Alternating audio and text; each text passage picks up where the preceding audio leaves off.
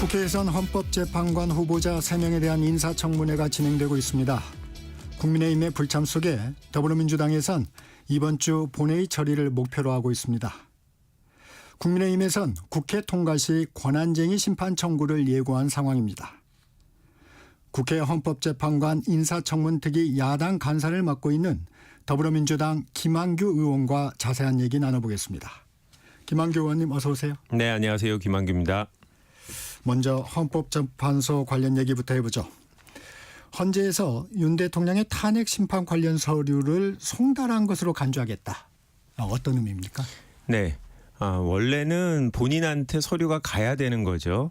그런데 본인이 불합리한 사유로 수령을 거절할 경우에는 등기 우편으로 보낼 때 발송한 시점에 송달된 거로 간주하는 발송 송달이라는 제도가 있습니다. 네. 어제 헌법재판소는 그런 등기 우편으로 대통령에게 보냈기 때문에, 그리고 대통령이 충분히 헌재가 송달하는 사실을 알면서도 의도적으로 안 받고 있다라고 판단해서 송달이 효력이 미친다라고 판단했고요. 앞으로 보내는 서류들도 마찬가지 방법으로 송달이 된다면 지금부터는 국민들께서 걱정하지 않으셔도 윤석열 대통령 측에서 헌재가 보내는 자료를 잘 보고 탄핵 심판에 응할 수 있는 상황이 됐습니다.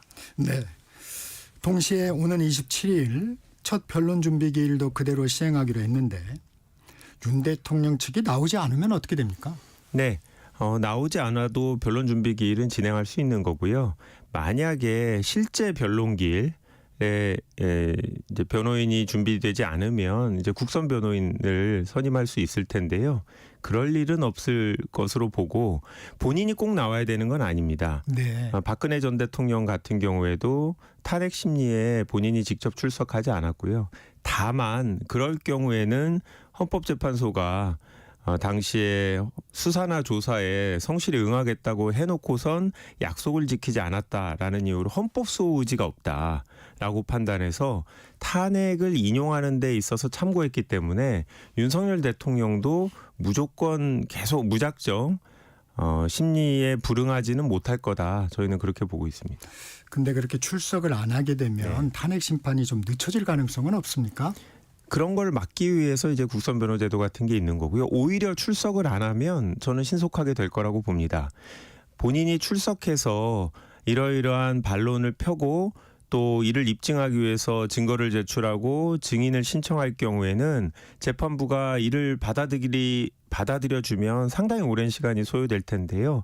응하지 않으면 재판부 입장에서는 합리적인 수준에서 본인들이 직권으로 이제 탄핵 사유를 판단하는 정도가 될 테니까 일각에서 예상하는 대로 한 2달 내에 문제 없이 될 거라고 보는데, 오히려 출석해서 무리한 주장을 하면 재판부 입장에서는 조금 무리해 보이더라도 현직 대통령인데 무시할 수 없기 때문에 조금 더 시간이 걸릴 거라고 저희는 보고 있습니다. 네. 죄송합니다. 윤 대통령은 공수처의 2차 출석 요구서도 수령을 거부했습니다. 계속 수령을 거부할 경우에 윤 대통령에 대한 체포영장 청구 가능성은 어떻게 보십니까? 통상적으로 계속 불응할 경우에 체포하는 게 맞죠. 공수처 입장에서도 안 할 수 없는 입장일 거라고 보고요. 다만 일반인에 비해서 도주 우려는 좀 적다라고 보기 때문에 체포영장이나 구속영장을 청구하는 게 조금 신중할 수는 있겠다 싶지만 계속 거부할 수는 없다라고 생각이 들고요. 결국 이런 본인들의 이제 서류를 불수령하는 행위가 체포 구속영장을 청구하기 위한 이런 증거로 사용될 수 있다는 걸 알기 때문에 제 생각에는 조금 지나면 변호인들이 수사기관과 협의를 해서 출석 여부 또는 출석 방식, 시점 이런 걸 논의할 수밖에 없지 않나. 글쎄 일반인들도 한 3차례 정도 계속 불응을 하게 되면 영장 청구를 하게 되기 때문에 대통령이라서 한두 번 더 특례를 제공한다 하더라도 분명히 체포 구속의 가능성은 더 커지고 있다 이렇게 봅니다. 네, 가정입니다만 궁금한 부분이 윤 대통령이 체포나 구속이 될 경우에 헌재의 그 탄핵 심판은 어떻게 진행이 될까요? 수사기관에서 뭐 어떻게 수사를 하거나 아니면 구속을 하거나 이거하고 무관하게 탄핵 네. 심리는 예정대로 진행될 거라고 보고요. 어제 헌법재판관 후보자들도 일관되게 얘기했지만 이 형사소송이 진행되고 있다고 해서 무조건 헌법재판의 심리를 중단해야 되는 건 아니다. 그 부분은 두 사건의 쟁점이 완전히 동일하고 형사사건이 훨씬 빨리 진행돼서 거기서 이미 증거 수집한 부분들을 헌법재판소가 가져와서 심판하는 게 효율적일 때 그런데 지금 상황이 꼭 그러한지는 모르겠다라고 판단을 했거든요.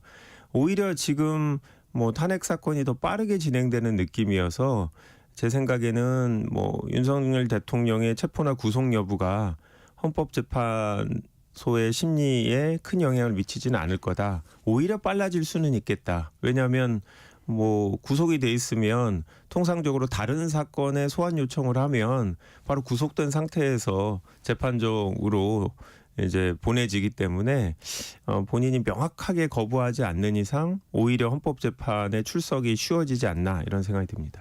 네. 노상원 전 정보사령관의 수첩 메모가 좀 충격적입니다. 네. 북방 한계선 NLL에서 북한 공격 유도 이런 표현돼 있어요. 어떻게 보셨습니까? 누군가는 이제 비상계엄의 구체적인 요건들을 챙겨봤던 것 같아요. 헌법이나 개헌법에 따르면 전시 사변, 기타 이에 준하는 비상 상황이기 때문에 이 전시를 만들려고 노력했던 게 아닌가 싶습니다. 그 얘기는 윤석열 대통령 측에서도 전시가 되어야지만 비상계엄의 적법 요건이 갖춰진다라고 봤던 거고 결국은 이번 12.3 비상계엄은 불법적인 계엄이었다. 요건을 갖추지 못한 전시 상황이 아니라는 것을 보여주는 자료가 아닌가 싶고요. 한편으로는 섬뜩합니다. 뭐 사살 뭐 이런 단어도 있었다라고 수사기관에서 얘기가 나오고 있는데 그 대상이 누구든 저희 국회의원만이 아니라 국민 누구나 본인일 수 있다라고 생각하면 12.3 계엄이 뭐 2시간 만에 끝난 해프닝이 아니라 정말 국민의 기본권과 생명을 침해할 수 있는 엄청난 일이 준비됐었다라는 점을 이제 국민들이 조금씩 알게 되시지 않을까 싶습니다. 이런 메모가 사실로 확인된다면 외환죄에 해당할 수 있는 건 아닌가요? 네, 맞습니다. 지금 수사기관에서도 그런 얘기가 나오고 있는 거고요. 내란 외환이라는 거는 우리나라 형법에서 가장 중요하게 처벌하는 범죄들이거든요. 단순히 국내 내부에서 혼란을 야기하거나 국헌문란을 하는 것만이 아니라 이제 다른 나라와 관계에서 이 전쟁을 유발할 수 있는 이런 상황이라면 이거는 단순히 우리나라만의 문제가 아니라 남북 간의 대치 상황이란 건 주변 국가에도 엄청나게 영향을 미치는 부분이기 때문에 만약에 유죄로 인정된다면 뭐 가장 중한 형을 피하기 어려울 정도의 중범죄가 아닌가 싶습니다. 네, 헌법재판관 임명 문제로 넘어가 보겠습니다. 오늘은 여당이 추천했던 조한창 후보자에 대한 인사청문회인데 국민의힘 오늘도 안 들어올까요? 네, 제가 국민의힘 의원과 연락해 본 결과는 이제 계속 불참하겠다라는 취지고요. 어제도 국민의힘 의원들이 기자회견을 해서 참석하지 않겠다라는 취지의 얘기를 했고 저희 당이 추천한 후보자들의 문제점만 지적을 했는데요. 오늘 국민의힘이 추천한 조한창 후보자에 대해서는 본인들은 아무런 문제 제기를 안 했고 오히려 뭐 문제가 없는 후보이기 때문에 추천했을 것 같은데 그러면 출석해서 혹시라도 저희 당 의원들이 문제 제기하는 부분에 대해서 소위 말하는 방어를 해주셔야 되는데 오늘 불출석하시면 제가 민주당 간사라서 그 역할이라도 대신 해드려야 되지 않나 뭐 그렇게 준비하고 있습니다. 네. 저희 민주당의 계획은 어떻습니까? 이번 주 본회의 처리 마무리하는 건가요? 네, 맞습니다. 지금 본회의가 여야 합의로 26일, 31일 정해져 있고요. 저희 민주당 입장에서는 주말이 아니고는 이제 매일매일 본회의를 열어서 처리를 해야겠다라는 생각인데 일단 헌법재판소 재판관 부분은 26일, 그러니까 크리스마스가 끝나고 바로 다음 날 본회의를 열어서 표결로 처리를 할 예정이고요. 그렇게 되면 이제 국회가 공식적으로 이 후보자 3명을 추천하는 형태가 되고 이제 공은 한덕수 대통령 권한 대행에게 임명 여부가 넘어가게 됩니다. 그런데 국민의힘이 국회 추천 절차가 마무리되면 헌재에 권한쟁의 심판을 청구하겠다 이렇게 공언을 하고 있는데 이러면 좀 변수가 있는 거 아닌가요? 저희는 변수는 제로라고 보고요. 내부적으로도 검토를 해봤는데 권한쟁의를 어떻게 할지 여부도 지금 불분명하고요. 국회의원이 권한쟁의하는 게 되게 제한적이거든요. 네. 원래 정부, 선관위, 국회 이렇게 기관들이 하는 건데 국회의원은 예외적으로 국회의장을 상대로 절차적인 하자가 있을 때 권한쟁의를 청구할 수 있습니다. 그런 가능성을 저희가 처음부터 염두에 두고 이 청문위원 구성부터 청문회 개최 이런 부분을 절차적으로 하자가 없도록 완벽하게 저는 준비했다고 생각하고 그런 면에서 권한쟁의를 신청하더라도 헌법재판관 임명에는 영향이 없다. 다만 국민의힘이 권한쟁의 사건을 이유로 한덕수 총리에게 임명하면 안 된다라고 정치적인 주장을 할 수는 있다. 메시지. 네, 라고 보는데 그럼에도 불구하고 한덕수 총리가 저는 법에 따라서 본인의 역할을 다 해야 된다. 즉 신속하게 헌법재판관 임명을 해야 된다라고 주장을 합니다. 한덕수 대통령 권한대행이 임명할 것인가 이 부분이 참 초미의 관심입니다. 민주당 입장에서는 이 사안이 대통령 권한대행 탄핵소추 추진의 또 하나의 기준이 될 수 있을까요? 그렇죠. 권한대행이 뭐 대통령도 마찬가지인데요. 헌법에 따라서 거부할 수 있는 권한이 없는데 이에 위반해서 헌법재판관 임명을 하지 않는다. 특히 현재 상황 같은 경우는 명확하게 윤석열 살리기 그러니까 대통령에 대한 탄핵 심판을 지연시키는 목적 또 내지는 인용되지 않도록 하려는 의사가 분명하기 때문에 그 자체로 명확하게 중대한 헌법 위반이라고 봅니다. 다만 이제 그렇다고 해서 바로 이제 탄핵 소추를 할 거냐라는 건 저희가 정부적으로 좀 판단을 해야 되는데요. 헌법재판관 임명이 언제까지 해야 된다라는 거는 법에 정해진 바가 없습니다. 네, 상식적인 수준에서 본인이 필요한 절차만 이행하는데 필요한 시간을 저희가 염두에 두고 있고요. 그 정도 시간이 지나면 이거는 탄핵 사유화 돼야 된다라는 점을 명확하게 한덕수 권한대행 측에 알리고 신속한 임명을 요구할 생각입니다. 헌법재판관 임명은 시한이 정해진 건 없다. 네. 그런데 오늘 시한이 정해진 게 있어요. 내란 특검법, 네. 또 김건희 여사 특검법에 대한 권한대행의 결정. 오늘이 네. 시한인데 국무회의 안건에는 올라오지 않은 네. 것으로 확인이 되고 있습니다. 어떻게 대응할 생각인가요, 민주당은? 그 부분을 포함해서 기본적으로 한덕수 총리에 대한 탄핵을 저희가 고민하고 있는 거는 대통령이 불법적인 비상계엄을 할 당시에 총리로서 이를 적극적으로 막지 않고 국회가 계엄 해제 요구를 할 때까지 대통령에게 불법적인 부분을 알리고 어떤 조치를 취해야 된다 이런 얘기들을 다른 국무위원을 통과를 해서 했어야 되는데 하지 않았다라는 부분을 주로 문제를 삼고 있는 거거든요. 그런데 권한대행을 맡고 있기 때문에 국가적 혼란을 막기 위해서 저희가 탄핵소추를 고민하고 있는 건데 만약에 이제 본인이 거부권을 여당이 요구하는 그런 법안에 대해서만 편파적으로 하고 또 헌법재판관 임명도 안 하고 이렇다고 하면 이거는 권한대행으로 그 직을 수행하게 놔둘 필요가 없는 거 아니냐. 그래서 탄핵을 소추해야 되는 거 아니냐라는 게 민주당 의원들의 상당수의 생각이고요. 24일까지는 저희가 정한 기간입니다. 하지만 법적으로는 1월 1일까지죠. 그렇죠. 그렇기 때문에 오늘 국무회의를 소집하지 않았다라는 거는 안 하겠다라는 명확한 의사표시인 것 같고 오늘은 저희가 이제 매일 의총과 본회의를 열면서 적절한 시점에 탄핵소추 여부를 결정하게 될 것 같고 한덕수 총리가 헌법재판관을 임명하는지 여부가 저희가 볼 땐 제일 중요하다고 보고 있습니다. 지금 우리나라에서는 지금 대통령의 직무가 정지되어 있으니까 어떤 결론이든 신속하게 내는 게 지금 가장 중요한 일이라고 보고 이를 위해서 헌법재판관 임명을 어떻게 하는지를 지켜볼 수밖에 없다. 그게 저희 당의 입장입니다.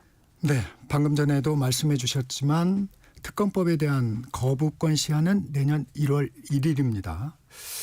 오늘로 앞당긴 배경을 의원님께서 이렇게 설명하셨던 부분이 있어요. 윤석열 대통령 주변에서 지금 사안을 대처하는 방식이 상당히 의심스러운 부분이 있다.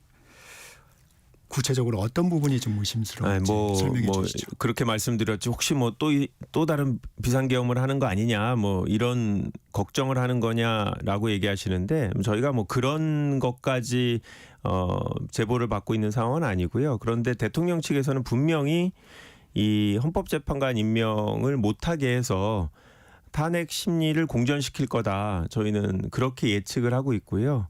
뭐 여러 가지 뭐 이유로 그런 구체적인 계획을 갖고 있는 것으로 보고 지금 대통령 측이나 아니면 여당 측에서 한덕수 총리나 국무위원들에게 헌법재판관을 임명해서는 안 된다라는 강한 압박을 하고 있는 것으로 이렇게 판단하고 있습니다.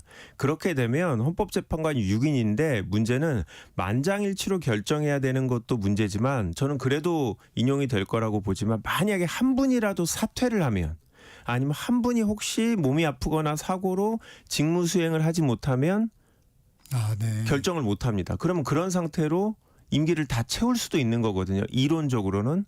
그런데 이제 불법적인 비상계엄을 한 분이라 그럴 가능성도 배제하지 못한다. 네. 예, 저희는 그런 지연 전략까지 생각하고 있다라고 지금 우려하고 있어서 이 상황이 매우 중요한 시점이다. 이렇게 판단하고 있습니다. 민주당도 좀 신중한 입장일 텐데 대통령에 이어서 대통령 권한대행까지 만약에 탄핵에 나설 경우에 국정공백 우려로 역풍이 불지는 않을까요? 분명히 그거는 피해야 되는 상황은 맞죠.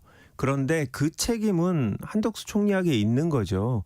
지금 국정 공백의 이유가 대통령이 탄핵 소추가 돼서 심리 중이라는 건데 그거를 빨리 끝내는 게 국정 공백을 최소화하는 가장 중요한 방법인데 한덕수 총리는 소위 말하는 대타가 있죠.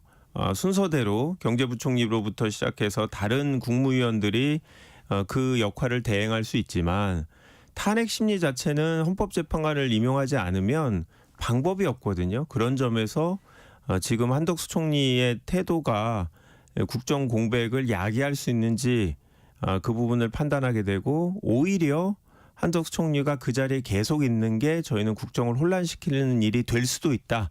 그래서 한덕수 권한대행에게 저희가 필요하다고 하는 것을 명확하게 요구하고 국민의 여론도 지금은 헌법재판관을 임명하지 않는 것은 그거는 정치적으로 윤석열 살리기를 위한 술수다라는 여론이 압도적이라고 저희는 보고 있습니다. 네, 이 문제 여야가 첨예하게 대립을 하고 있는데 26일에 여야정 협의체 처음으로 열리죠. 네. 이때가 좀 분수령이 될 것이라는 전망도 있어요. 네, 여야정 협의체는 이 대통령이 안 계신 상황에서 여야가 뭐 뜻을 모아서 국정을 안정적으로 운영하겠다라는 건데 문제는 한덕수 총리가 본인이 결정해야 될 부분 예를 들어서 뭐 법률안 거부권 행사라든지 이런 부분을 거기다 책임을 떠넘기려고 하고 있는 것처럼 보이거든요. 특검 같은 경우에도 본인이 판단하게 되면 본인이 책임을 질 것 같으니 여야정 협의체에 넣어놓고 여야 합의가 안 됐으니까 자기는 따를 수가 없다. 법률안 공포를 할 수 없다. 이런 식의 책임을 떠넘기는 도구로 된다면 저희는 그거를 용납하지 못하겠다. 하지만 민생을 챙기는 안건에 있어서 민주당의 도움이 필요하다면 그 부분은 적극적으로 응하겠다라는 입장입니다. 네, 한덕수 대통령 권한대행 탄핵 소추를 추진할 경우에 정족수 문제도 논란입니다. 네. 논란이 있습니다. 어떻게 보십니까? 그런데 한 가지 명확한 거는 권한대행이 되기 전 그러니까 12월 3일부터 탄핵 소추 전까지 고 총리로부터 있었던 시기의 문제에 대해서는 과반수로 탄핵 소추를 할 수 있다는 게 모든 공통된 의견입니다. 그러니까 한덕수 총리가 헌법 위반을 했을 때 그게 권한대행 신분으로서 했느냐 아니면 총리로서 신분을 했느냐로 나누는 분들이 있고 총리 당시에 잘못한 거는 무조건 과반수로 탄핵 소추를 할 수 있다라는 입장이죠. 그래서 비상계엄 시절에 같이 대통령과 대통령을 강력하게 거부하지 못하고 총리로서 역할을 못했다. 이거는 과반수로도 할 수 있다는 게 일관된 입장이기 때문에 저희는 탄핵 소추를 151명으로 할 수 있다는 입장입니다. 물론 이제 권한대행이 되고 나서의 문제, 예를 들어서 법률안 거부권을 부당하게 행사했다든지 헌법재판관을 임명하지 않았다.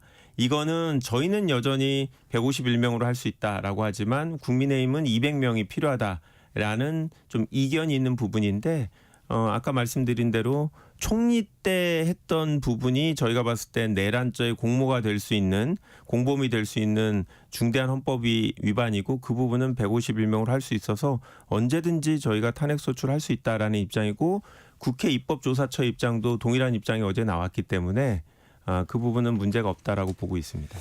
네, 선관위의 현수막 논란 짧게 좀 짚어보겠습니다. 그래도 이재명은 안 된다. 불허했던 선관위가 결국 허용했어요. 어떻게 보십니까? 그러면 이재명은 안 된다가 되면 이제 한동훈도 안 된다, 오세훈도 안 된다, 홍준표도 안 된다 이런 현수막이 이제 쭉 걸리겠죠.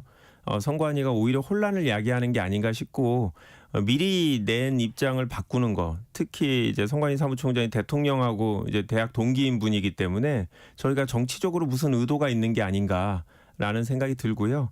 아주 뭐 중요한 부분 아니라고 생각하고 어차피 그런 현수막을 단다라고 해서 정치인에 대해서 평가가 달라지는 건 아니고 저는 뭐 대선이 시작되면 그때는 그런 현수막이 명확하게 불법적인 거거든요. 특정인의 낙선을 목적으로 현수막 다는 건 안 되기 때문에 사전선거운동이라 그런 부분이 선관위에 대해서 선관위가 제대로 검토가 계속돼야 된다라고 봅니다. 네, 지금까지 더불어민주당 김한규 의원이었습니다. 고맙습니다. 네, 감사합니다. 정적시사 1부 여기서 마칩니다. 잠시 후 2부에서는